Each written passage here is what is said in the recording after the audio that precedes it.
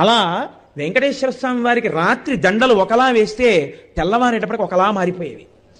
ఎవరు చేస్తున్నారని ఒక రోజున అనుమానం వచ్చి ఒక మహంత్ గుదిలో నక్కి పడుకున్నాడు చూద్దామని.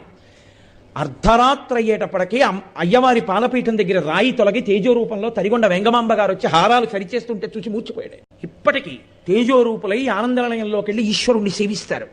బ్రహ్మగారు, చతుర్ముఖ బ్రహ్మగారు ప్రతిరోజు వెంకటేశ్వర స్వామి వారి పాదాలు కడిగి ఆ పాత్ర అక్కడ ఉంచుతారు. అందుకే రాత్రి నీటి చెంబు ఉంచి తలుపులేస్తారు.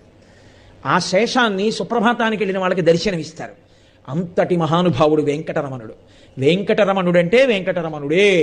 ఒకరా ఇద్దరా, ఎంతమందితో అనుబంధం.